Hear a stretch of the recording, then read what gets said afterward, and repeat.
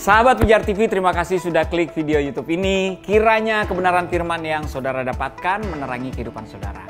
Dan untuk mudah menyaksikan video-video lainnya dan mendapatkan update dengan cepat, gimana caranya? Klik subscribe-nya. Jangan lupa berkat Tuhan jangan disimpan sendiri. Klik tombol share di bawah dan dibagikan video ini ke banyak orang sebanyak-banyaknya yang saudara kenal. Salam terang bagi Indonesia.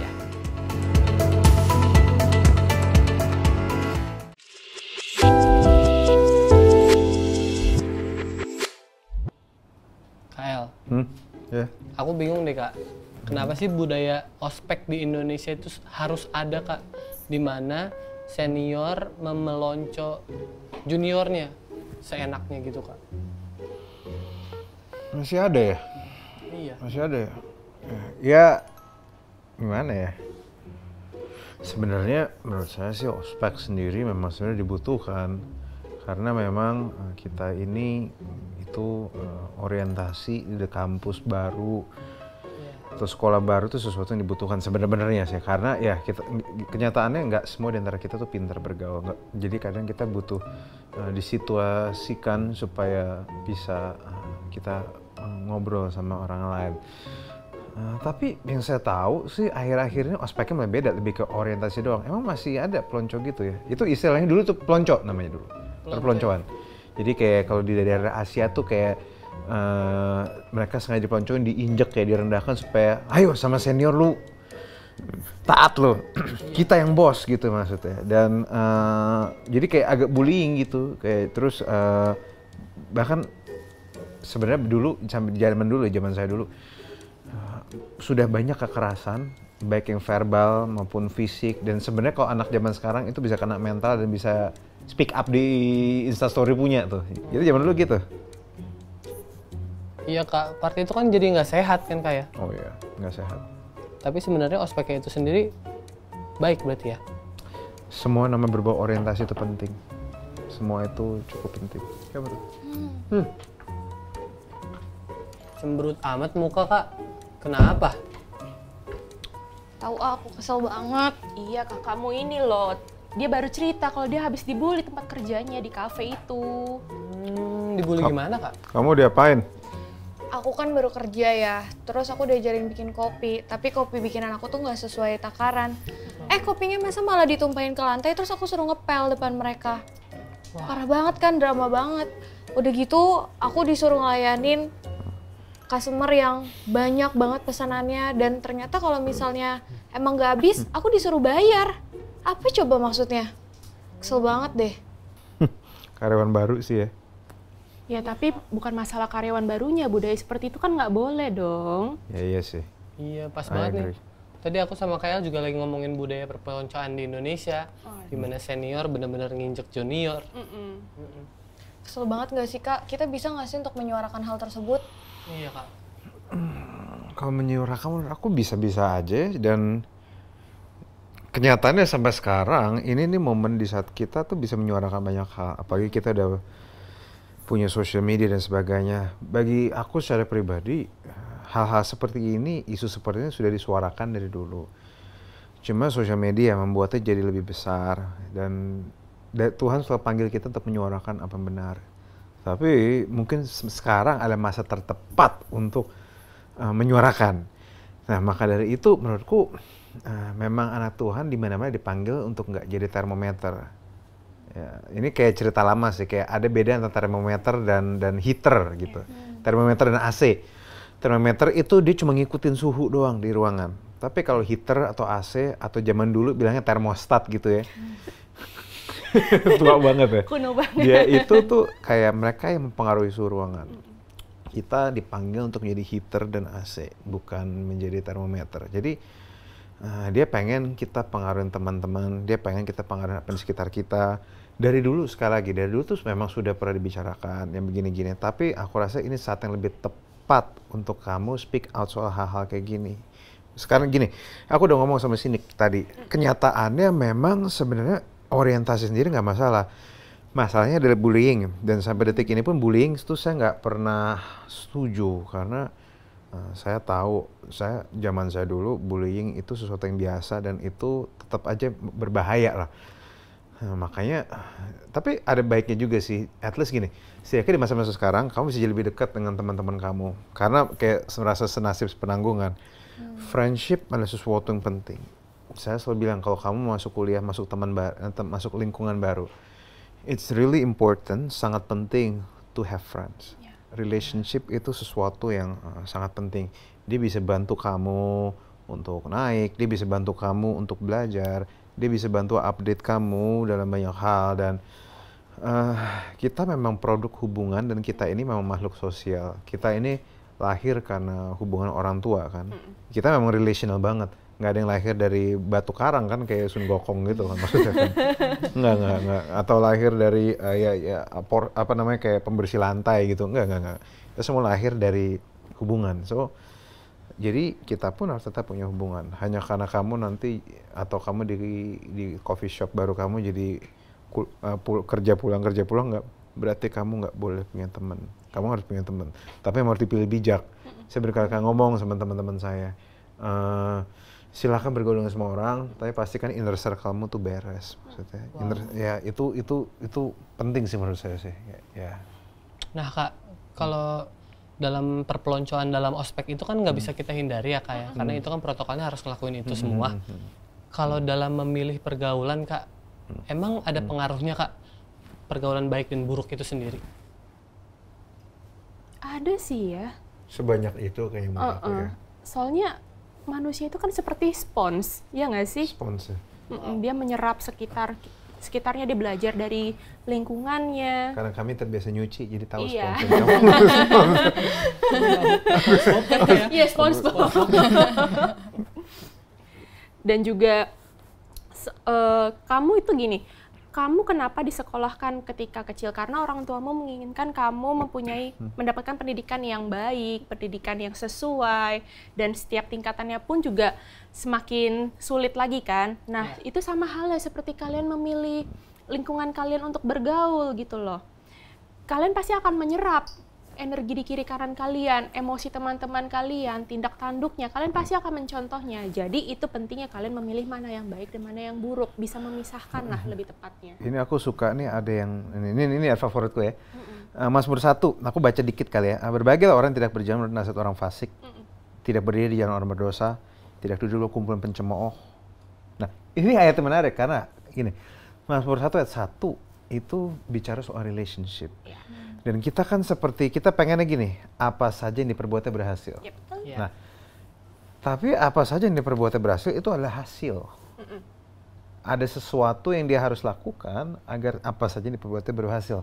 Selain tentu merenungkan firman Tuhan siang dan malam, juga harus nongkrong sama orang tepat. Contoh, berbahagialah orang, diberkatilah, happy harusnya dia yang tidak berjalan menurut nasihat orang fasik. Artinya, dia nggak sekedar ngikut, jadi gini, tidak berjalan menurut nasihat berarti ini orang nasihatin kita, berarti ada tendensi ini orang lebih tua dari kita. Jadi kita harus hati-hati dengan suara orang-orang senior yang kita harus dengar. Nah, ya kan, yang tidak berdiri di jalan orang berdosa. Berdiri di jalan orang berdosa berarti kayak kamu tuh ngikutin cara hidup teman-teman sebaya kamu. Nah, yang ketiga, yang tidak duduk dalam kumpulan pencemooh, yaitu kamu nongkrong sama orang-orang tukang gosip. Jadi memang kamu ngikutin contoh yang kamu ikutin, siapa cara hidup yang kamu ikutin, dan kamu nongkrong sama siapa itu pengaruhnya luar biasa. Makanya jangan sampai kita nongkrong sama orang, jangan dengar nasihat orang fasik, terus jangan berdiri, jangan orang berdosa, dan juga jangan kita tuh keseringan duduk kumpulan pencemooh, ntar kita jadi ikutan. Nah, soalnya kalau misalnya kita itu keseringan, gini, sekali lagi kita perlu nongkrong sama semua orang, kenyataannya apapun. Tetapi kita juga harus punya consciousness untuk bisa melihat yang mana yang memang layak ditongkrongin, mana yang memang kamu tuh udah nggak kuat.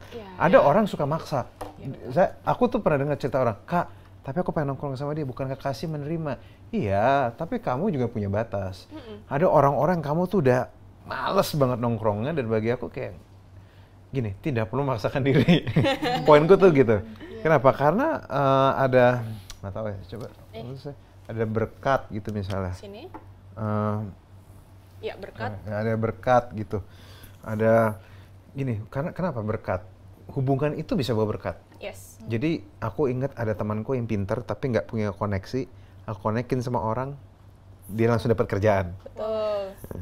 Terus ada keberhasilan dan kemakmuran. Itu semua itu terjadi bukan karena kamu jago, tapi karena orang-orang kamu kenal yang percaya sama kamu.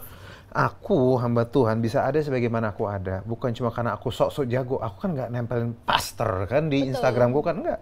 Tapi ada people who believe in me. Orang-orang yang relationship-nya aku jaga. Yang menjadi sumber berkat yang Tuhan pakai untuk buka jalanku. Kita juga kayak gitu semua. Pemeliharaan penuh, itu juga kita penting maksudnya. Itu tuh semua, kalau kamu nggak punya relationship, kamu nggak bisa punya pemeliharaan penuh. Dan kalau kamu nggak punya hubungan yang kamu bisa pegang, kamu kan seperti kayak gampang ketiup angin, mati secara rohani. Di mati secara rohani itu gini, mati secara rohani salah satu tandanya adalah saat kamu mulai malas bergaul sama orang-orang yang rohani. Ya, itu kenyataannya gitu. Nah Kak, kalau misalnya soal pacar nih Kak, tadi kan tentang hubungan sama senior segala macam. Kalau misalnya ternyata aku suka sama seseorang yang tergolong dalam ciri-ciri tadi tuh Kak, dia termasuk pencemooh, dan bla bla bla. Gimana nih Kak, kalau misalnya aku aja jatuh cintanya sama orang yang agamanya beda, kepercayaannya beda, nilai-nilainya beda. Apa tanggapan Kakak soal itu? Oh, kalau nilainya udah, kalau dari aku dulu kali ya, Hane. Boleh. Kalau udah nilainya aja udah beda, kamu nggak bakal bisa masuk sama dia. Betul. Kalau udah nilai udah terlalu beda, misalnya satu, kamu suka jaga kekudusan gitu loh pacaran, dan dia sukanya dating sleepover gitu, pacaran tapi nginep gitu ya, pacaran tapi nginep.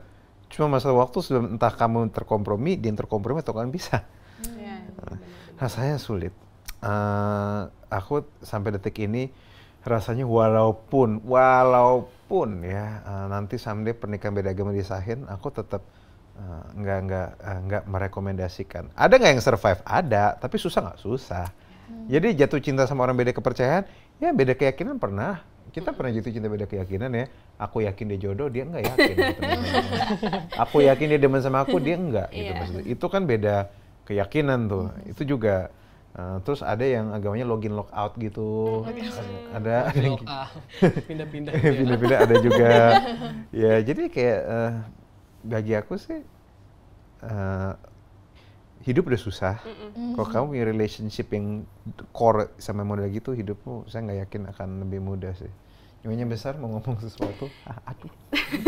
Terus? Ya sebenarnya nggak perlu dari beda keyakinan aja sih yang bikin rumit. Sebenarnya dari hal simpel pun, dari misalkan kita beda selera makan, satu demen pedes satu enggak. Oh iya, itu pun, udah susah tuh. Iya, juga udah bikin bingung kan mau pesennya kayak gimana atau mau order di mana kayak gitu. Terus misalkan juga ada hobinya berbeda, yang satu hobinya hiking, yang satu cuman demennya kayak shopping doang. Itu pun juga untuk menyesuaikan waktunya juga udah beda. Jadi ya benar seperti yang Pastor El jelasin tadi, gitu kan. Kalau misalkan jangan mempersulit hidup lah, gitu loh. Gitu lah. Nah Kak, bagaimana kalau orang yang dibully tuh orang yang disabilitas Kak, dia nggak bisa membela dirinya gitu Kak, karena dia mungkin terlalu rendah di pikirannya dia sendiri gitu Kak. Wah itu mah harus kamu bela. Tapi ada nggak dia ada nggak tempat aman untuk bercerita ke situ Kak? Kita yang harus jadi tempat aman menurut aku sih. Betul. Kamu dan semua dimulai dari hati kamu harus terbuka sama orang disabilitas. Karena bukan cuma ini isunya bukan soal kemanusiaan atau human rights. Roma 15 ayat 2 bilang Roma 15 ayat 1 sampai 2 ini kita yang kuat baik secara iman maupun secara apapun wajib menanggung kelemahan orang yang tidak kuat dan jangan kita mencari kesenangan kita sendiri. Setiap orang di antara kita harus mencari kesenangan sesama kita demi kebaikan untuk bangunnya. Ini jelas itu tentang pelayanan, tetapi konteksnya nggak cuma di pelayanan. Kita memang ayat bahasa Inggrisnya bagus ya. Dia bilang gini, strength is for service. Kekuatan, kuasa, pengaruh itu ada untuk pelayanan, untuk menolong. Semakin besar kekuatanmu, sebenarnya berarti panggilan melayanimu semakin besar. Jadi memang ini bukan tentang kita. Kekuatan kita tidak akan berguna kalau kita cuma diam aja. Kekuatan kita kita baru bisa menikmati kekuatan kita saat kita berkontribusi. Dan semua dimulai dari situ. Jadi kalaupun misalnya, saya sih kalau saya di posisi itu mungkin aku akan pertama jadi teman dulu sama dia. Iya. Jadi teman. Biar jadi teman yang tulus loh ya, jangan bercandain dia lah. Maksudnya disabilitas ya, orang disabilitas juga manusia. Jadi Tapi kalau resikonya jadi kita yang nggak punya teman karena nemenin si orang disabilitas gitu, Iya. kita jadi ikutan kebuli gitu kan. Kenapa mereka bisa membuli kamu yang padahal kamu menolong seseorang yang mempunyai disabilitas? Karena orang yang membuli kamu itu mereka tidak punya keberanian ataupun tidak mempunyai semangat untuk membela orang-orang yang membutuhkan tersebut gitu loh. Iya. Dan maksud gini, sekarang tuh sosial media untuk hal-hal seperti itu udah lebih terbuka. Kamu misalkan posting Instagram terus minta istilahnya kayak minta tolong dong bantu kalau misalkan bertemu dengan orang seperti ini, dia sedang membutuhkan pekerjaan tapi dia dibully karena dia misalkan ada kecacatan fisik atau sebagainya dan juga pernah dengar nggak yang istilah hashtag Twitter please do your magic? Ya. Kayak gitu loh. Nah hal-hal seperti itu bisa dimanfaatkan. Masalah gini, kamu memang menolong dia, memang menolong seorang yang disabilitas ini, tapi kan bukan berarti orang-orang yang mencemooh dia cuma di lingkungan itu aja. Kamu bisa mulai membuka diri di sosial media dan nanti ada orang-orang yang sepemikiran denganmu akan menolong juga. Seperti itu.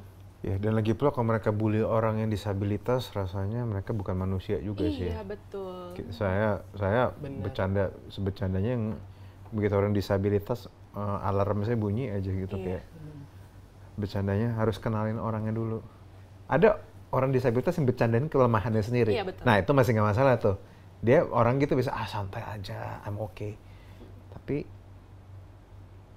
kalau yang orang gitu lebih sensitif. Jadi ya gini, mempunyai teman orang disabilitas itu membuatmu jadi manusia yang lebih baik. Kenyataannya gitu. Kalaupun kamu minimal kamu harus jadi manusia yang baik dulu lah.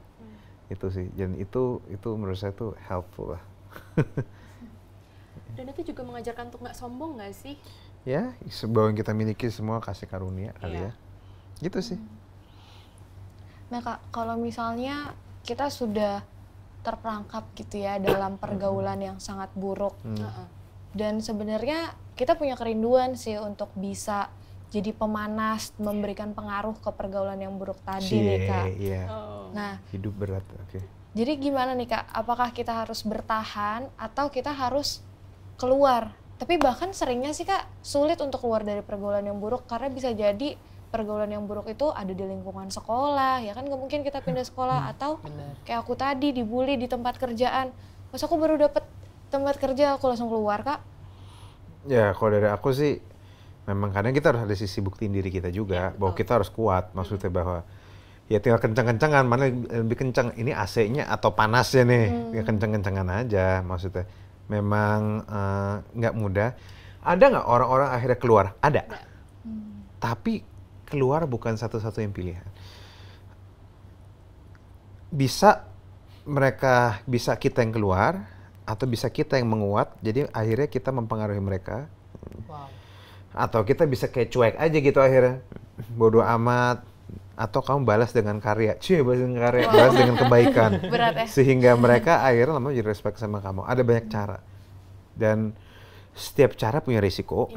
Tetapi semua yang aku pelajari hidup tuh banyak mudah berubah kok. Maksudnya kayak yang dibully sekarang belum tentu dibully seumur hidup kok. Yang penting kitanya grow. Orang kalau dibully tapi kalau dia grow, misalnya saya tahu ada cowok-cowok yang dia dulu dibully tapi makin tua dia jadi makin ganteng, makin gede bulinya berhenti. Pasti kayak, jadi gemes ya. Bully aku dong jadi pacarmu. Jadi kayak berubah gitu. Sementara dia yang tadinya dibully karena kurang pintar jadi kerja belajar terus jadi pintar gitu. Jadi kayak ya gitulah. So, ada selalu banyak cara. Jangan langsung mikir kabur maksudnya. Karena nggak semua keadaan kita bisa kabur. Udah slow kerjaan, kalau kamu tulang punggung keluarga, mau kabur susah juga kan. Nah, tapi kamu bisa juga punya second opinion. Itu teman-teman gereja, teman-teman yang baik. Kamu perlu punya second opinion. Karena kalau misalnya kamu, kayak ibaratnya gini, kalau abis kamu lama di ruang rokok ya, kamu perlu pindah ke ruangan yang nggak ada asap rokok. Biar bersih lagi hidungnya. Atau harus ngirup sesuatu yang biar bersih lagi hidungnya. Kira-kira kayak gitulah. Tapi Kak, kalau misalnya yang ngebully kita ternyata teman-teman gereja nih Kak. Jadi gimana dong?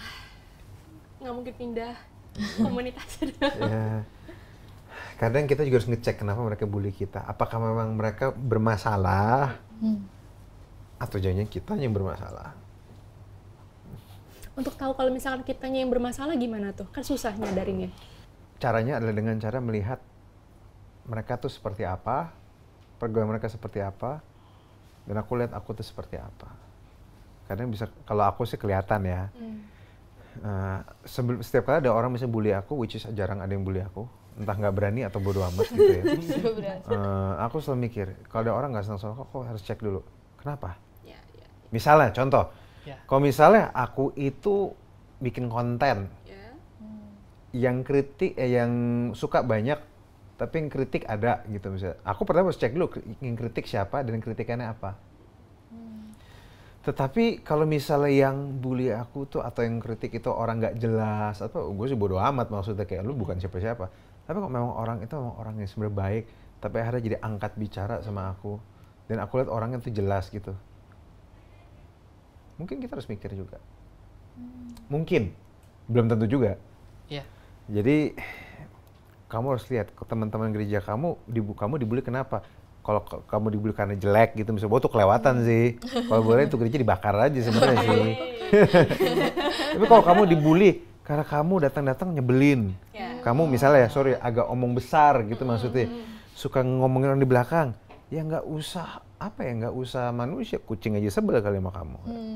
Itu maksudnya. Jadi kalau kamu nggak disukai orang, ya bagi aku sih introspeksi dikit nggak pernah ada salah sih. Itu sih.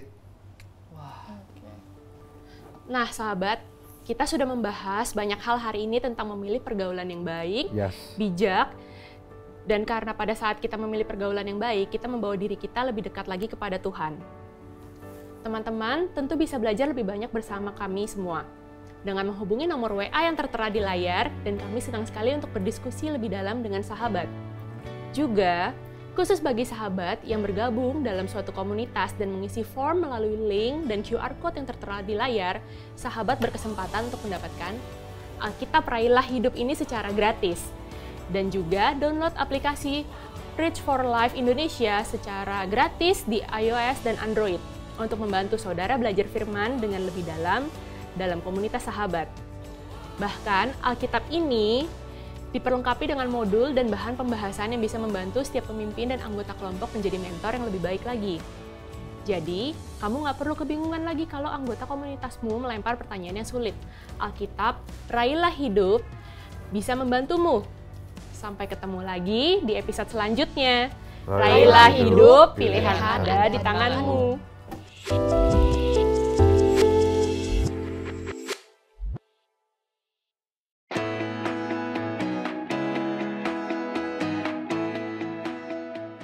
Sahabat Pijar TV, terima kasih sudah menjadi pemirsa setiap program-program Pijar TV. Kami sungguh rindu agar saudara bukan saja diberkati dengan menyaksikan program-program ini, tetapi juga dapat berinteraksi dengan kami untuk berdiskusi dan bahkan didoakan melalui WhatsApp dan telepon yang tertera di layar kaca ini.